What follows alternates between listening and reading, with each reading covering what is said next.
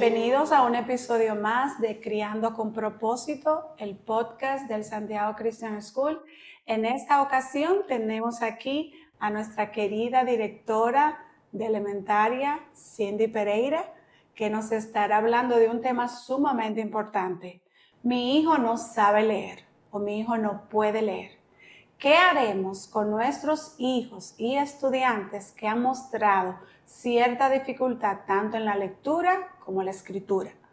Para eso tenemos a un especialista en la materia que nos va a ayudar como colega a poder llevar luz y entendimiento a ustedes, nuestros padres, a poder ayudar mejor a nuestros hijos o a sus hijos. Bienvenida, Cindy. Gracias. Cindy, yo sé que tú eres una egresada de nosotros, a mi estudiante. Sí, yo amo este colegio mucho y tengo ya muchos años transcurriendo mi vida de una forma u otra, familia, mamá, suegro, ahora esposo, hermanas, toda la trayectoria de aquí del colegio. ¿Tú pudieras contarnos un poquito acerca de ti, de tu entrenamiento profesional? Porque sé que te fuiste a Estados Unidos cuando te graduaste de aquí, de high school. ¿Qué hiciste y por qué viniste aquí? Sí, cuando yo me gradué de secundaria, yo fui a Cairn University en Pensilvania, cerca de Filadelfia, como a 45 minutos de Filadelfia, y ahí duré los 4 años de universidad estudiando educación. Entonces, mi licenciatura es en educación de nivel primaria, pero me especialicé también con una certificación en la enseñanza de inglés como el segundo idioma. Y aparte de eso también saqué una certificación en Biblia. Entonces esa fue ya mi primera carrera y luego de ahí decidí quedarme en los Estados Unidos para trabajar en Filadelfia en una escuela título 1, que son las escuelas donde envían a muchos de los estudiantes problemáticos, podríamos decir. O sea que había mucha diversión ahí dentro todo el tiempo, pero fue un lugar de mucho crecimiento para mí.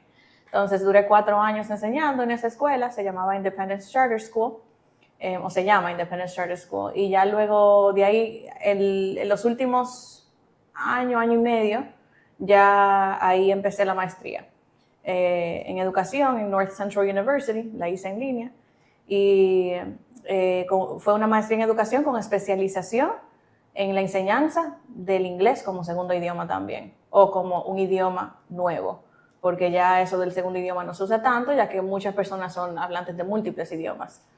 Ya luego de ahí, que vi el panorama más hacia afuera, decidí enfocarme más en algo que yo noté cuando llegué aquí, que no teníamos mucha experiencia, conocimiento. Entonces ya de allá sucede la pandemia, vengo a mi país, gracias a Dios, antes de que cerrara el país, y ahí pude aplicar y entrar aquí a trabajar como maestra y coordinadora del programa de inglés como nuevo idioma, del English Support Program, y duré 3 años en el programa. Luego de ahí, a Dr. Davis se le ocurrió la brillante idea de ponerme como directora de primaria. y ha sido una bendición. Y ha sido algo que yo pensé que iba a ser extremadamente difícil y no sabía si me iba a gustar, pero me ha encantado verdaderamente.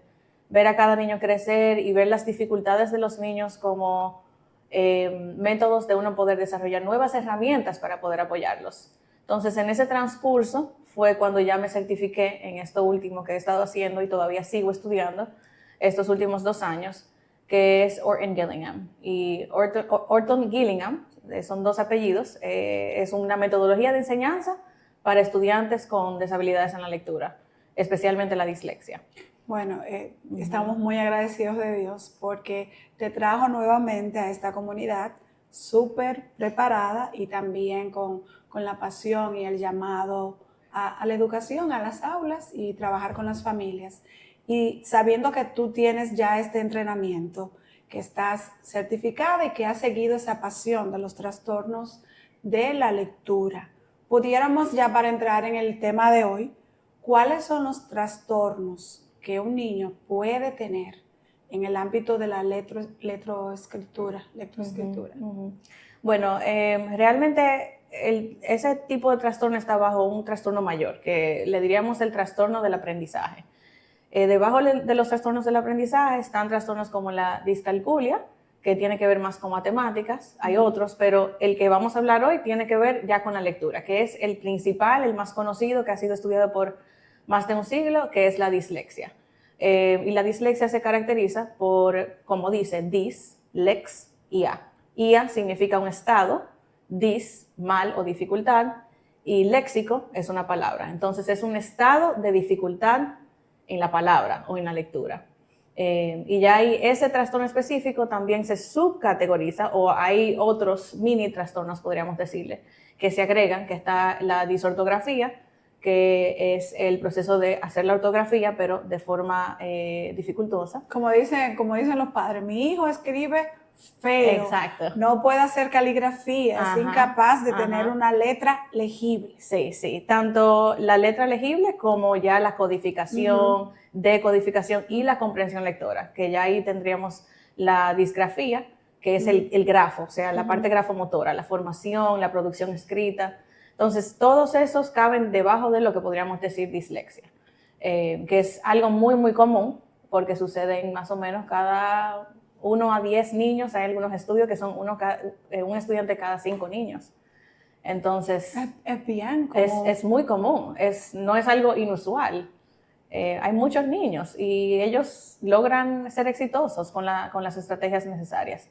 Entonces, un niño que un padre vea que tiene una dificultad en la lectura, ya sea que no pueda ser capaz de decir lo que lee, o sea, la fonética, o entender lo que está leyendo, no necesariamente es porque el niño es flojo, no quiere, porque tú sabes que antes, los de mi época, era obligatorio, había que leer obligatorio, aunque tú no supieras, o leer de memoria, y muchos padres se sentían frustrados porque no veían el rendimiento del niño, sin antes ver si el niño tenía algún trasfondo de una de estas deficiencias, tanto en la lectura como en la escritura.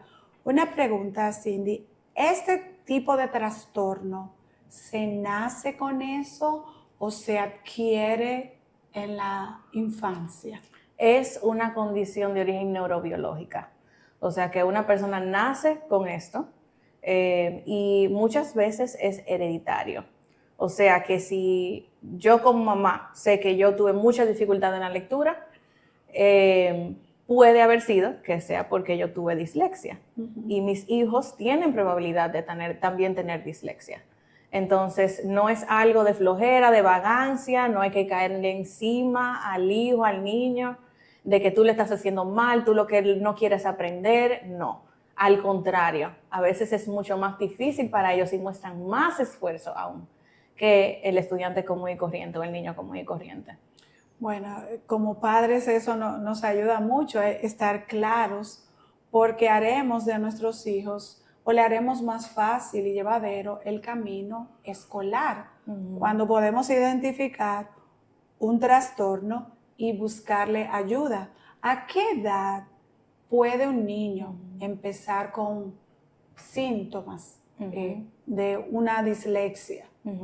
Bueno, tenemos que ver al niño desde la edad temprana, o sea, a los 3 a 5 años ya un niño empieza a hablar, hay veces que juega juegos de rima y canciones, entre otras cosas. Ya cuando tú ves que a un niño se le dificulta memorizarse una canción, o no puede reconocer su nombre o escribir su nombre, o no logra rimar, ya son algunas señales de que algo puede suceder, algo puede estar pasando. En esa edad preescolar, vamos a decir, desde primero, que ya se les está introduciendo la alfabetización, más o menos en esas edades. Sí, pero ya cuando llegan a los 6, 7, 8 años, principalmente los 7 años que ya pasaron el proceso del aprendizaje de la lectoescritura, o sea, ahí terminamos primer grado, empezamos segundo grado, ya en segundo grado la expectativa es que por lo menos sabemos decodificar y comprender textos bien cortos, oraciones cortas. Oraciones cortas. Entonces ya a ese punto sí se puede diagnosticar. Sin embargo, no se puede diagnosticar así por así, como, sí, él lucha en lectura, ya tiene dislexia. No. sino que hay un proceso de intervención, hay un proceso de observación, hay pruebas diferentes que se hacen, tanto cognitivas como del procesamiento fonológico, como de la lectura o la escritura. Y ya con ese acúmulo de evidencia se puede diagnosticar. ¿Por qué? Porque si ya a esa edad la normativa es que todos los niños puedan leer, y hay un niño que por alguna razón u otra ha tenido el mismo entrenamiento, la misma base que los otros, y es evidente que no logra coger esas habilidades de lectoescritura, algo sucede y ahí uno investiga. En escuela monolingüe como la nuestra, ¿se pudiera dar el caso de un niño que presente dislexia en un idioma y en otro no? No, dado que es una condición neurobiológica, sea cual sea el idioma en el que aprenda, sucede la condición. Ahora, sí se diferencia. ¿Por qué? Porque la alfabetización en español tiene 26 fonemas. O sea, conocemos el abecedario, 26 sonidos, la A dice A. No importa dónde ella la ponga, la A va a decir A. Gracias a Dios. Gracias a Dios, porque en inglés no es el caso. Sí, en inglés, solamente la letra A tiene de 4 a 5 sonidos, o 4 a 5 fonemas, dependiendo del dialecto, dependiendo de la ubicación de la palabra. Entonces tenemos an, que es una A nasal, tenemos call, que es una A abierta, tenemos a, que es un schwa. O sea, hay diferentes Gracias tipos. a Dios que en español tenemos solo Sí. A. Tanto así que son de 44 a 48 fonemas en inglés, dependiendo del dialecto. Son 26 en español, 44 a 48 en inglés, que es muy cuesta arriba para un niño que ya de por sí tiene dislexia, se le dificulta la lectura en su idioma nativo, en este caso en el país que sea español. Imagínate aún si es en inglés, es aún más cuesta arriba. Para que los padres no se asusten mucho. No. Un niño que tiene dislexia puede ser perfectamente bilingüe. Sí, definitivamente sí. Va a luchar un poquito más. Va a tener sus retos. Claro que sí, pero con retos también vienen beneficios, porque tiene más resiliencia, más empatía, tiene diferentes fortalezas que los otros niños tal vez no tengan, o los otros hijos tal vez no tengan. Pero sí podríamos decir que dentro de todo eso, a pesar de que es un reto para esos niños, ellos logran la meta. Tienen obstáculos, tienen momentos en los cuales se quieren rendir, pero con las estrategias y la metodología de enseñanza necesaria pueden llegar a adquirir la lectura de forma efectiva. Lo que pasa es que es un reloj, como a cuestión de tiempo, a ticking clock, cuando ese tiempo está corriendo, porque el proceso de lectoescritura es casi hasta los 7 años, o sea que si pasa ya a los 8, 9, 10 años, el contenido que necesita aprender es tan extenso que ya el proceso de lectoescritura, si no lo tiene como base, es mucho más difícil todavía. Imagínate una mamá que se esté dando cuenta y diga, oh, pero tal vez por eso es que mi hijo o mi hija ha tenido tanta dificultad, por ejemplo, en la lectura comprensiva, en poder memorizar las cosas. Y ya su niño ha pasado de la primaria. ¿Qué pudiera hacer un papá? ¿Hay esperanza aún para aquellos que han sido diagnosticados de una forma tardía? O que los padres han empezado a buscar ayuda, vamos a decir así, de una forma tardía, aunque siempre es bueno empezar. Bueno, yo soy de las que cree que no importa el momento en la vida, todo ser humano puede aprender. Dios nos hizo de una forma maravillosa, fuimos maravillosamente creados, y eso lo dice Salmo 139. Entonces, no hay una etapa en específico, pero sí tiende a ser más cuesta arriba más adelante. Entonces, un niño de 11 años puede recibir las estrategias necesarias, tal vez no dentro de la escuela, porque tal vez no tiene el tiempo para poder dedicarle, así como uno le hubiera dedicado un tiempo simultáneo en el proceso de lectoescritura con las estrategias necesarias. Ya ahora las estrategias se tienen que dar externas o en un tiempo diferente. En un acompañamiento con un profesional externo, en comunicación constante con la escuela. Sí, pero cuando se solidifica en el cerebro, ya ahí está. Entonces solo se necesita repaso y ya eso le ayuda más adelante a poder aplicar las estrategias que están aprendiendo externamente dentro de lo que están haciendo en su día a día. Yo sé que esto a veces para los padres es cuesta arriba, tener un niño que necesite tal vez el doble de tiempo, el doble de cuidado en hacer las tareas, en adquirir el conocimiento. ¿hay algún tiempo en el desarrollo donde pudiéramos decir, mira, eso se sana o simplemente yo tengo que enseñarle a mi hijo las herramientas que él necesita para que él aprenda a vivir completamente funcional, aún siendo disléxico? Esa es la parte, lo segundo que dijiste. Necesitamos enseñarle a los niños las estrategias que necesitan para poder vivir en un mundo como una persona que tiene dislexia, pero completamente funcional. Y van a tener fuerzas que otros no van a tener. O sea, hay muchas personas reconocidas. Hemos oído que muchos genios y personas, como tú dices, que han hecho un impacto en la sociedad en diferentes áreas, en la medicina, en las matemáticas puras, en inventos, han sido niños disléxicos. Y no siempre, al no siempre recibir las estrategias, se dan fuertes en otras áreas. Ahí está Albert Einstein. O sea, ¿quién no conoce a Albert Einstein? Con un coeficiente por encima de... Porque no tiene que ver con el coeficiente intelectual de una persona, esa condición. Tenemos a Thomas Edison, que fue la persona que creó el bombillo. Alexander Bell, que fue la persona que creó el teléfono. Tenemos a Pablo Picasso, un artista divino. Leonardo da Vinci, artista divino. Tenemos presidentes como Benjamin Franklin, como Winston Churchill, una persona muy influyente. También actrices y actores, Tom Cruise, Keira Knightley. O sea, hay muchísimas personas que han tenido esta condición y han sobresalido. No siempre uno tiene que sobresalir en el proceso de lectoescritura. Incluso han habido autores como Agatha Christie, que se sospecha que tuvo dislexia también. Y fue, claro, ella tenía que decirle a una persona lo tenía su editor, como todo escritor. Pero era un genio cuando se trataba de historias y cosas interesantes para un lector. Mira, entonces no hay límites. Qué bueno que tú me dijiste que realmente la dislexia no tiene que ver con el coeficiente intelectual. Entonces, no podemos decir, como mi hijo o que no puede leer es bruto, como dicen. Fulano es bruto, me salió un hijo bruto. O inclusive un maestro, tengo este estudiante que tiene dificultad intelectual. Sí. La dislexia es un trastorno de recibir cómo se percibe el conocimiento, las letras, los sonidos, pero que no necesariamente tiene problemas de inteligencia. Es que cuando medimos la inteligencia, a base de aparte que es relativo, exacto, ya nos estamos cohibiendo. La inteligencia fue algo que Dios creó, porque el proceso de lectoescritura no es algo que Dios hizo. Los símbolos, que son grafemas, que representan fonemas, fue algo que un ser humano hizo para nosotros poder comunicarnos de mejor manera.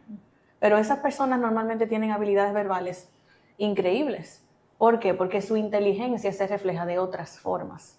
Entonces tenemos que ver la inteligencia completa. Como un todo. No como, porque le va mal en la escuela, ya es un bruto. No, yo no creo que hay niños brutos en la vida, realmente. Con diferentes dones y talentos. Exactamente. A veces uno, como padre, o escucha mucho lo de afuera y empieza a encasillar a su hijo. Y al mismo tiempo, no apreciar esas diferencias como dones y particularidades de Dios en mi hijo para ser usado de una manera diferente. Y yo como papá tengo que ver la vía cómo mi hijo va a desarrollar todo el potencial con el cual Dios lo creó o con el propósito para el cual Dios lo creó.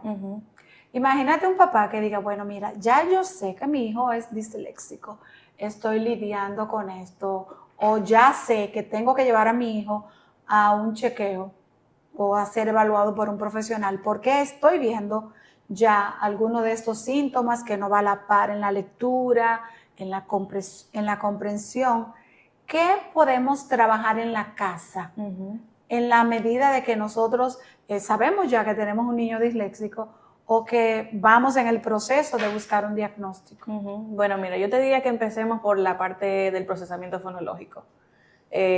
Tanto jugar un juego de rima. Estoy de camino a la escuela, mi niño está detrás en el vehículo y yo voy a jugar un juego de rima. A ver, dime qué rima con mesa. A ver, te voy a dar varias opciones. Mesa, silla. No, mami. mesa, fresa. ¡Ah! ¿Es así? ¿Y cómo tú sabes?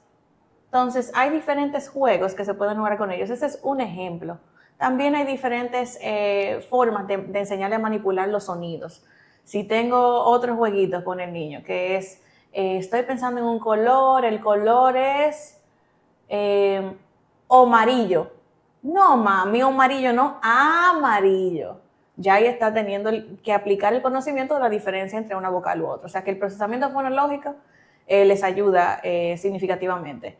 También la parte de la decodificación y decodificación. Entonces, tomamos fichitas sencillas en la cual se designan ciertas letras y un juego tipo Scrabble, donde tenemos 4 letras, vamos a usar la misma palabra mesa y cambiamos la E por una I. ¿Y ahora qué dice? Misa. Vamos a cambiar la A del final por una O. ¿Y ahora qué dice? Miso. Y la consonante, vamos a cambiar la M por una T, tizo. Y crean palabras juntos, con sentido, sin sentido, pero el punto es que lleguen a poder manipular los sonidos. Ahora sí requiere ¿qué? Intención. Requiere intención, requiere amor, requiere hacer sentir al niño amado, valorado, aceptado, así como Dios nos acepta, nos ama, nos valora.